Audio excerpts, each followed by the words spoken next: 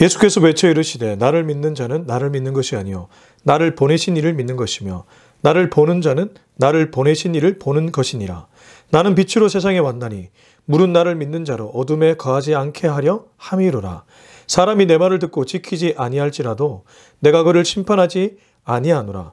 내가 온 것은 세상을 심판하려 함이 아니요 세상을 구원하려 함이로라. 나를 저버리고 내 말을 받지 아니하는 자를 심판할 이가 있으니 곧 내가 한 그 말이 마지막 날에 그를 심판하리라. 내가 내 자의로 말한 것이 아니요 나를 보내신 아버지께서 내가 말할 것과 이를 것을 친히 명령하여 주셨으니 나는 그의 명령이 영생인 줄 아노라. 그러므로 내가 이르는 것은 내 아버지께서 내게 말씀하신 그대로니라 하시니라. 아멘. 네, 오늘은 요한복음 12장 44절에서 50절까지의 말씀입니다.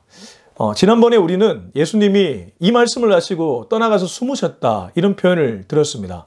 요한복음 12장 36절에 기록된 말씀인데 이때로부터 예수님은 이제 유대의 무리들에게 메시지를 던지지 않고 주로 제자들과 소통하고 그리고 십자가의 사역을 향해 가기 시작하셨습니다.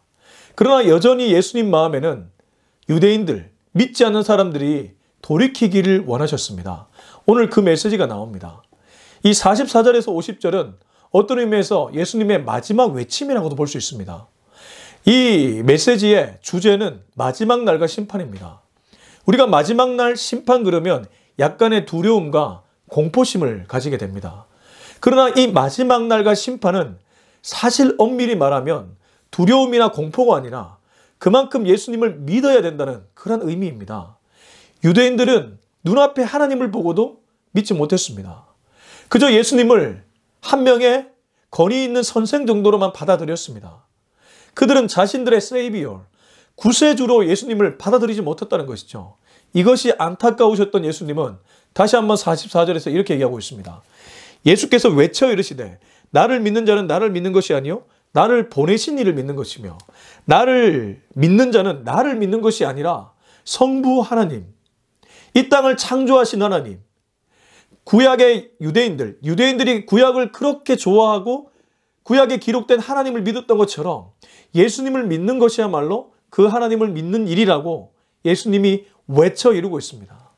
제발 좀 나를 믿어달라는 애타는 마음으로 얘기하고 있습니다. 이렇게 얘기를 해도 못 알아먹는 것이 유대인들이었습니다. 바리새인들이었습니다. 심지어 가까이 있었던 제자들이었습니다. 저는 지금도 이런 일들 비일비재하게 일어난다고 믿습니다.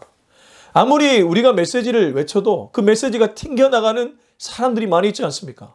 이 세상의 가치에 오랫동안 노출되어 살아갔기 때문에 세상의 가치가 합리적이라는 그런 인식이 이미 깔려 있습니다. 교회에서 목사들이 하는 설교는 고라한 것이나 아니면 저건 그냥 기독교인의 영역의 것이라고 치부해버리는 일들이 많다는 것이죠. 뒤에서 얘기하겠지만 예수님을 믿을 때 죽음이 아니라 영원한 생명으로 갈 수 있습니다. 성경은 어렵지 않습니다. 우리에게 영원한 생명이 있다는 것을 알려주는 메시지가 성경입니다. 그러나 그 길을 가려면 한 가지 길밖에 없습니다. 예수님을 통과하는 길입니다.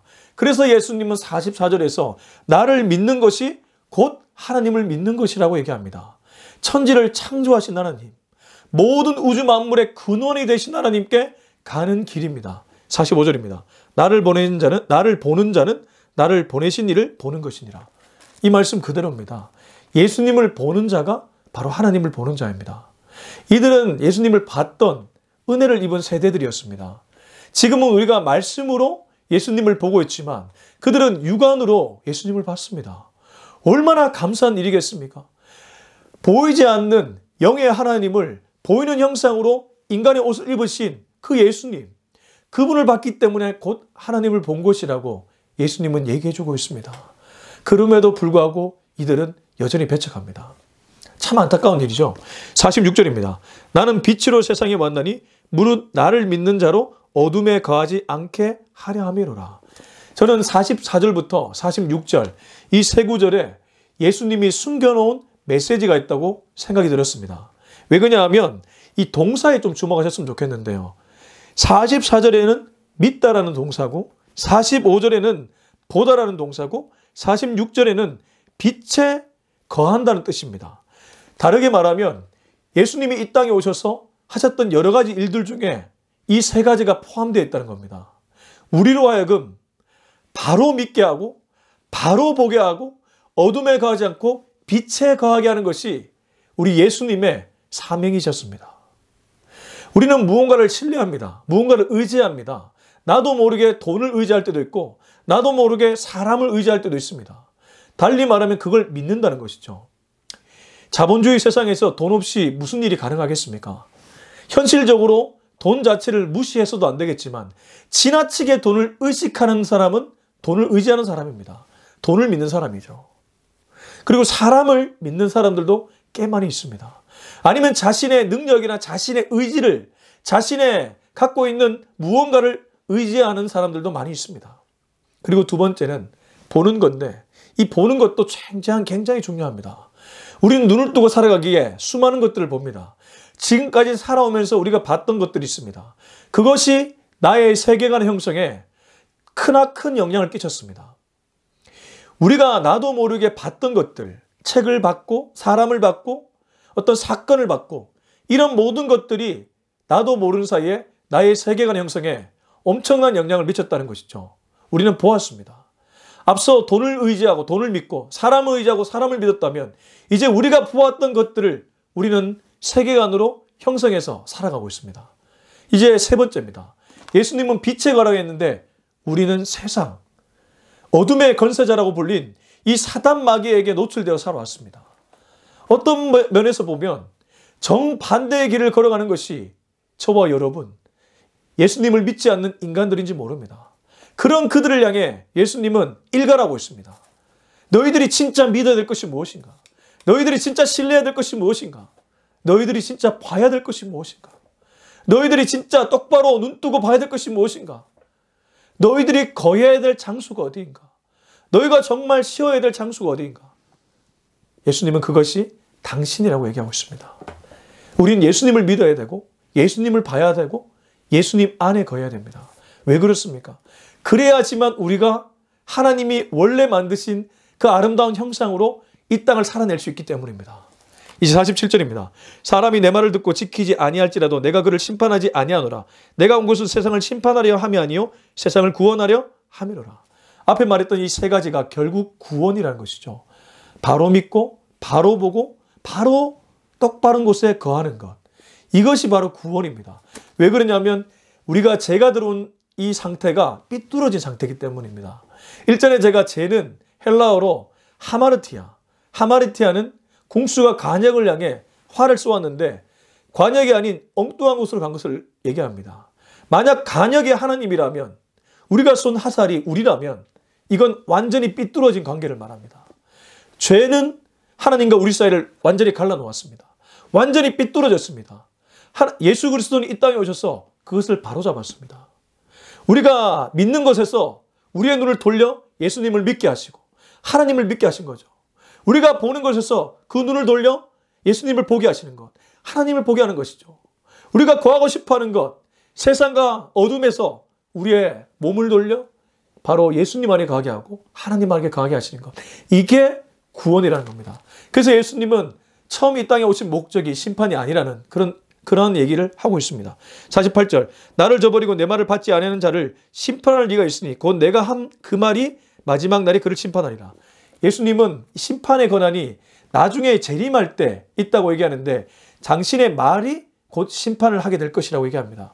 예수님이 이 땅에 오셔서 초림했을 때에 바리새인과 유대인과 그리고 제자들에게 했던 수많은 말들, 그게 바로 마지막 날의 메시지, 심판의 메시지라는 겁니다.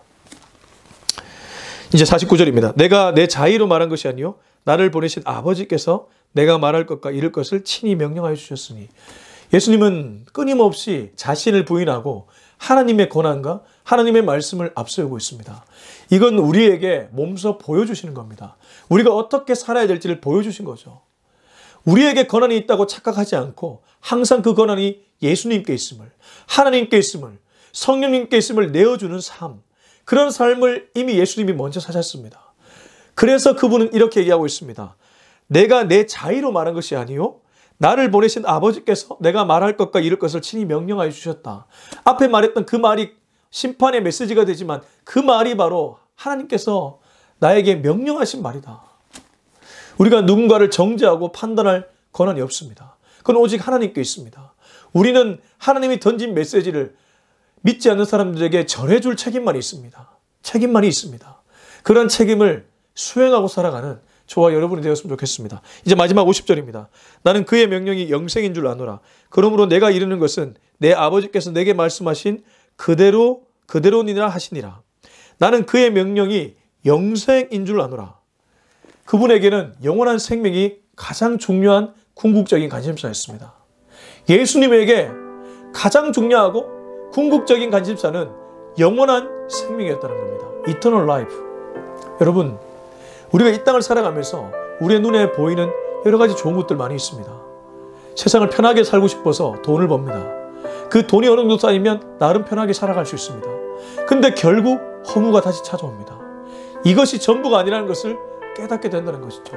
영원한 생명이 무엇입니까? 인생의 목적을 발견하는 길입니다. 인생에 가야 될 방향을 발견하는 일입니다. 여러분, 방향 없이 목적 없이 살아가는 얼마나 많은 사람들이 있습니까? 이 젊은 세대들도 마찬가지입니다.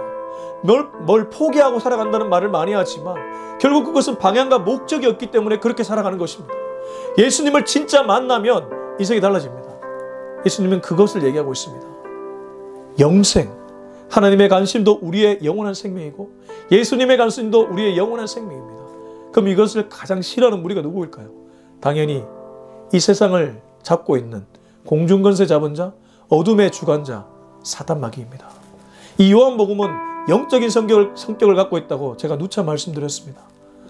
요한복음은 우리에게 때로 선택을 강요합니다. 우리가 강요를 꼭 나쁘게만 받아들이지 않았으면 좋겠습니다. 여러분은 여러분의 인생에서 오늘 하루 살아가면서 예수님을 선택합니까? 아니면 세상의 가치를 선택하고 있습니까? 지금 내가 닥친 이 상황에서 여러분은 무엇을 선택하고 있습니까? 예수님은 나를 믿고 나를 보고 빛 대신 당신 안에 거하라고 얘기하고 있습니다. 그리고 영원한 생명을 향해 달려가라고 얘기하고 있습니다. 우리가 이것을 깊이 묵상해서 한 번뿐인 인생, 정말 하나님이 원하고 예수님이 원하는 그런 인생을 살아갈 수 있기를 예수님의 이름으로 축원합니다. 기도하겠습니다. 이 시간 기도할 때 우리 자신 놓고 한번 기도했으면 좋겠습니다. 하나님, 오늘도 이 말씀을 통해서 나를 깨워주심에 감사합니다. 영적으로 주님 앞에 정말 오리엔티드 되어서 주님을 바라보고 살아가는 인생 되게 하여 주시옵소서. 우리 다 같이 통성으로 기도하겠습니다. 아버지 하나님 감사합니다. 오늘도 이 메시지를 통해서 내가 살아납니다. 오늘도 이 메시지를 통해서 내가 선택해야 될 가치가 무엇인지를 깨닫게 됩니다. 주님을 선택하는 인생 되게 하여 주시옵소서. 예수 그리스도가 걸어간 그 길을 선택하는 인생 되게 하여 주시옵소서. 바로 믿게 하시고 바로 보게 하시고 참빛 대신 예수님 안에 거하는 인생이 되게 하여 주시옵소서. 또한 뿐만 아니라 인생의 목적과 방향이 분명하게 잡혀서 이 땅을 살아가는 동안 방황하지 않게 하시고 바로 가는 그 길을 걸어가는 인생들 되게 하여 주시옵소서. 이제는 우리 주 예수 그리스도의 은혜와 하나님의 사랑과 성령의 위로하심 교통하심 기름 부으심의 놀라운 역사가 오늘 이 메시지를 듣고 이 메시지처럼 주님을 선택하고 주님 걸어간 길을 걸어가기로 다짐하는 우리들 모두의 머리 위에 지금부터 영원토록 함께하기를 간절히 축원하옵나이다. 아멘.